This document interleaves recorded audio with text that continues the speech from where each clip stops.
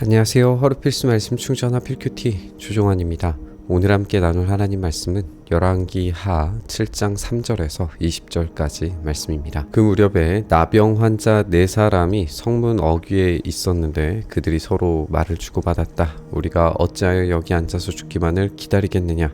성 안으로 들어가 봐도 성 안에는 기근이 심하니 먹지 못하여 죽을 것이 뻔하고 그렇다고 여기 그대로 앉아 있어 봐도 죽을 것이 뻔하다. 그러니 차라리 시리아 사람의 진으로 들어가서 항복하자. 그래서 그들이 우리를 살려주면 사는 것이고 우리를 죽이면 죽는 것이다.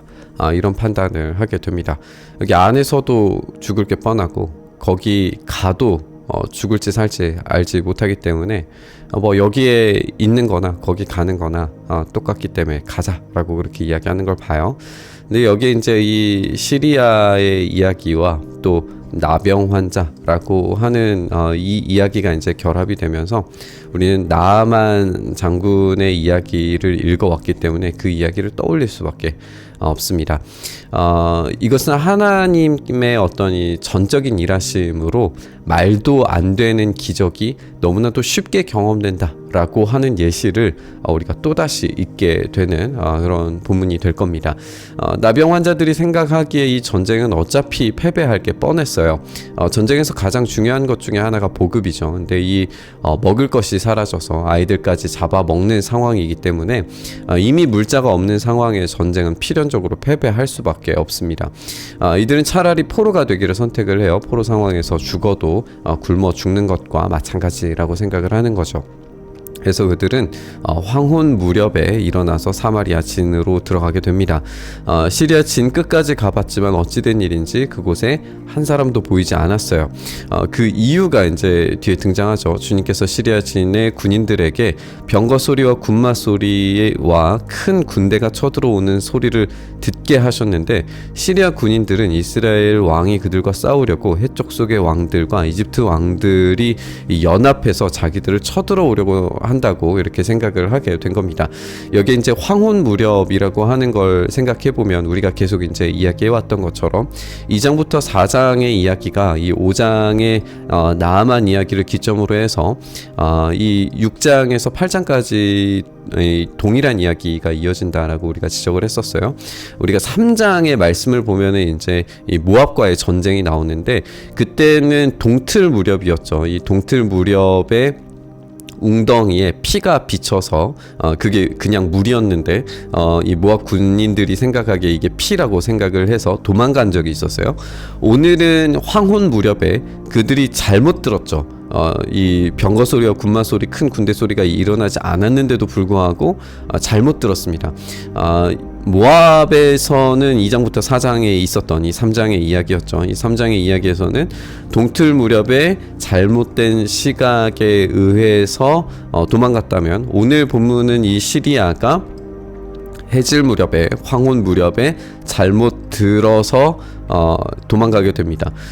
잘못 듣고 잘못 보는 어떤 이런 모습들 그리고 이 모든 시각에서 하나님께서 일하고 계신다라는 이런 증거들 이런 걸 통해서 하나님께서 모든 자연 만물 속에서 그 시기와 또 시간과 공간들 그리고 인간의 지각 모든 것들을 사용하셔서 하나님께서 일하신다라고 하는 걸 너무나 선명하게 우리에게 보여주고 있습니다. 이로써 전쟁은 너무나 쉽고 간단하게 끝나버립니다.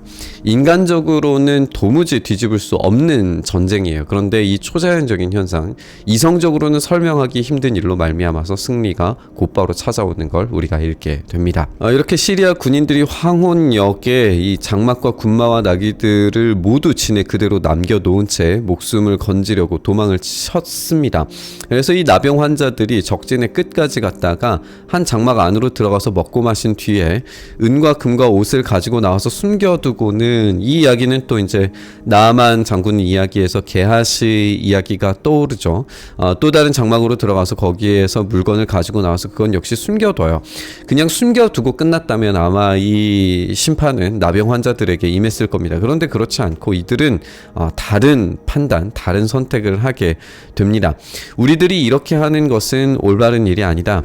오늘 이 좋은 소식을 전하는 날이다. 이것을 전하지 않고 내일 아침 해 뜰 때까지 기다린다고 한다면 벌이 오히려 우리에게 내릴 것이다. 이제 왕궁으로 가서 이것을 알리도록 하자라고 하면서 이게 지금 내일 아침 해 뜰 때까지 기다려서 일어난 게 아니라 이 황혼역에 곧바로 일어나고 있다는 걸 알게 돼요. 그렇다면 지금 엘리사를 죽이려고 가는 장면에서 엘리사가 내일 아침이 되면이라고 이제 하루의 기간을 이야기했는데 그게 그대로 이루어지고 있는 걸 우리가 읽게 되는 겁니다. 그리하여 그들은 성으로 돌아와서 문지기들을 불러서 알려줍니다. 우리가 지금 시리아 진에서 오는 길인데 그곳에는 사람은커녕 인기척도 없고 다만 말과 나귀만 묶여 있을 뿐이고 장막도 그대로 버려진 채 있습니다 라고 이야기를 하니까 이 군인들이 이 소식을 듣고 엄청나게 기뻐하면서 들어가게 됩니다. 이 말을 들은 성문지기들은 기뻐 소리치면서 왕궁에 이 사실을 보고해요. 그런데 이 왕은 밤중에 일어나서 신하들과 의논을 합니다. 사실 이런 왕의 판단은 전략적으로는 매우 현명한 겁니다. 이 나병 환자들이 누군지 모르기 때문에 첩자 역할을 할 수도 있고 이 지금 사실 돌아가는 상황이 이렇게까지 급변할 이유가 라고 판단이 될 수밖에 없어요. 시리아가 그냥 잠깐만 더 기다리면 이 성의 기근 때문에 스스로 멸망할 텐데 그게 이제 고대 당시의 전쟁의 양상이기도 했고 조금만 기다리면 될 텐데 뭐 몇 년이고 기다리면 어쨌든 무너진 거는 당연하니까요. 근데 이제 만약에 성문이 열렸고 나병 환자들의 말이 진짜여서 그곳에 정말 아무도 없었다 하더라도 군인들을 이끌고 거기로 가면 매복이 기다리고 있고 그곳에서 이 전투가 한 번에 뒤집어질 수 있다라고 판단을 할 수 있죠. 그런데 이런 합리적인 생각에 이 하나님의 일하심은 결코 고려되지 않고 있다는 것 또한 우리가 생각해 봐야 됩니다. 엘리사는 이미 그런 일이 일어날 거라고 이야기를 했는데 엘리사의 이야기는 귓등으로 듣지 않았던 거죠. 시리아 사람들이 우리에게 이렇게 한 것이 무슨 뜻이겠소? 내 생각에는, 왕의 생각에는 그들이 분명히 우리가 못 먹어서 허덕이는 줄 알고 진영을 비우고 들에 숨어 있다가 우리가 성 밖으로 나오면 우리를 생포하고 이 성 안으로 쳐들어오려고 생각한 것 같소. 매우 이성적이고 매우 합리적인 판단입니다. 이 이성적이고 합리적인 판단에 의해서 이렇게 이 정찰을 보내는 것은 매우 합당해요. 그러나 우리가 지적한 것처럼 여기에 하나님의 일하심에 대해서는 전혀 고려하지 않는, 이미 그것이 예고되었기 때문에 일하심을 고려했어야 되는데 그런 일하심에 대해서 전혀 생각하지 않는 요람 왕을 보게 됩니다. 이제 신하 가운데 하나가 의견을 내놓습니다. 이 성 안에 아직 남아있는 5필의 말이 있는데 이 성 안에 남아있는 이스라엘 모든 사람의 운명과 마찬가지로 어차피 굶어 죽을 겁니다. 그러니 이 말에 사람을 태워 보내서 정찰이나 해보는 것이 어떻겠습니까? 라고 제안을 해요. 그래서 이들이 말 2필이 끄는 병거를 끌어내니까 왕은 그들을 시리아 군의 뒤를 쫓아가도록 내보내면서 알아보라고 이렇게 시키게 됩니다. 그들이 시리아 군대를 뒤따라서 요단강까지 가봤는데 길에는 시리아 사람들이 급히 도망치느라 던져버린 의복과 군장비만 가득했어요. 군인들은 돌아와서 이 사실을 왕에게 보고합니다. 그러자 백성들은 밖으로 나가서 시리아 진영을 약탈해요. 근데 지금 이제 이 왕에게 보고한 것과 백성들이 나가서 시리아 진영을 약탈한 것에 이 시간차가 지금 거의 없다는 걸 우리가 보게 되죠. 군인들이 얼마나 신나서 돌아오는지, 그것을 밤중인데도 불구하고 이 백성들이 보았다라는 말일 수도 있고, 이제 이 나병 환자들이 어디에서 무엇을 했는지 정확하게 나오지 않지만 이들이 어떤 역할을 했는지 생각해 볼 수 있겠죠. 이들은 아마 돌아다니면서 지금 밖에 시리아 군인들이 하나도 없고 지금 먹을 것이 널려 있고 거기에 재물이 널려 있으니 나가면 무조건 얻을 수 있다, 나도 그것을 얻고 왔다라고 하는 이야기들을 신이 나서 이야기하지 않았겠어요? 그러니까 그런 이 백성들이 밖으로 나가서 시리아 진영을 약탈하는 것은 당연한 결과였을 겁니다. 그래서 주님의 말씀대로 이 고운 밀가루 한 쌀을 한 세겔에, 보리 2쌀을 한 세겔에 물가가 갑자기 급락하는 것을 경험하게 되죠. 왜냐면 이제 물자가 차고 넘치게 되는 거니까요. 그래서 왕은 자신을 부축한 그 시종 무관을 성문 관리로 임명하게 됩니다. 분명히 이제 이 무분별한 약탈 행위는 안전상의 문제가 발생할 수 있었겠죠. 또 지금 이 백성들이 엄청나게 굶주린 상태이기 때문에 이 썰물처럼 도성 밖으로 나가려고 하는 시도는 분명히 어떤 사회적인 질서를 무너뜨릴 수밖에 없었을 겁니다. 그러니까 왕은 가장 믿을 수 있는 시종무관을 성문 관리로 삼아요. 그게 이성적이고 합리적인 판단입니다. 그러니까 이 아람 왕은 이 요람이죠. 이 요람 왕은 매우 합리적인 사람인 것 같아요. 이성적인 사람입니다. 그 정세를 정확하게 판단할 수 있는 그런 사람으로 보입니다. 그리고 그런 관리를 맡길 수 있을 정도의 판단력도 매우 출중해요. 근데 거기에 하나님의 일하심이 없다라는 것만이 지금 문제인 거죠. 어쨌든 이 백성이 성문에서 그를 밟아 죽이게 돼버립니다. 이제 막을 수가 없죠. 지금 굶주려 있는 이 백성들을 어떻게 막을 수 있겠어요. 왕이 그의 부축을 받으면서 하나님의 사람을 죽이려고 왔을 때에 하나님이 그 사람에게 예언한 그대로 죽은 것이다 라고 이렇게 이야기되고 있습니다. 그때 하나님의 사람 엘리사가 왕에게 말합니다. 내가 내일 이맘때쯤이면 사마리아 성 어귀에서는 보리 2수알을 한 세겔에 또 고운 밀가루 한 쌀을 한 세겔에 거래할 거라고 이미 말했을 때에 이들은 믿지 않았다는 거죠. 이들은 믿음이 전혀 없고 하나님에 대한 신뢰가 전혀 없는 인물들입니다. 그래서 그 시종무관은 하나님의 사람에게 비록 주님께서 하늘에 있는 창고문을 여신다고 할지라도 어찌 이런 일이 일어날 수 있겠느냐, 하나님의 창고문이 얼마나 큰지에 대해서조차 인식하지 않고 있죠. 큰 소리를 칩니다. 그래서 내가 말하기를 당신은 분명히 그런 일이 생기는 것을 눈으로 직접 볼 것이요. 봤죠.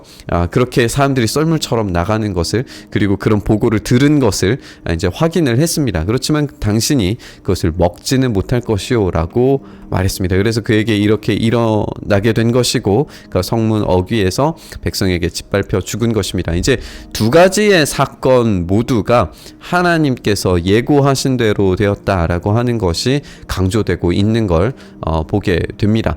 끔찍하고 비극적인 현실이라 할지라도 하나님의 일하심 한 번이면 단숨에 모든 것이 역전이 됩니다.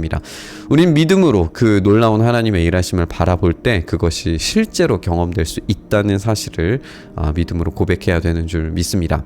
근데 우리가 오늘 이 본문에서 본 것처럼 이스라엘 왕과 시종무관은 의심을 위한 의심을 하고 있어요. 하나님의 일하심에 대해서 결코 인정하지 않고 고려의 대상으로 놓고 있지조차 않습니다. 오늘의 이야기는 그런 의심을 우리에게 보여줍니다. 이스라엘 왕과 시종무관은 바알과 아세라를 섬기는 자신들의 행태가 문제의 원인이라고 전혀 생각하지 않습니다.